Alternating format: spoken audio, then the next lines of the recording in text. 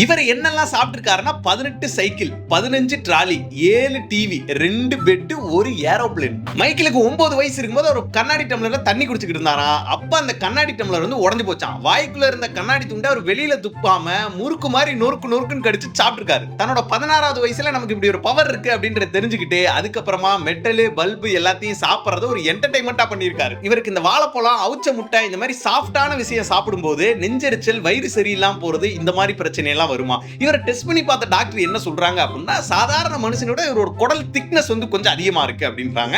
அது மட்டும் இல்லாம இவர் வயிறுல ஜெனரேட் ஆகிற ஆசிடுமே வந்து ரொம்ப ஸ்ட்ராங்கா இருக்கு அப்படின்னு சொல்றாங்க. இருந்தாலும் இவருக்கு வந்து சில பிரச்சனைகள் வந்திருக்கு. அதை சமாளிக்கிறதுக்காக மினரல் ஆயில வந்து குடிச்சுக்கிட்டே இந்த பக்கம் வந்து எடுத்து மெட்டல் எல்லாம் சாப்பிடுவாங்க. சின்ன சின்ன ஐட்டமா சாப்பிட்டு இவருக்கு போர் அடிச்சிருச்சு போல் இருக்கு. 1978ல ஒரு ஏரோப்ளேனை சாப்பிட ஆரம்பிக்கிறாரு. அதுல இருக்க பேட்டரி, டயர்னு எதையுமே விடாம தினமும் 1 கிலோ மேனிக்கு 2 வருஷத்துல இந்த ஏரோப்ளேனை சாப்பிட்டு முடிக்கிறாரு.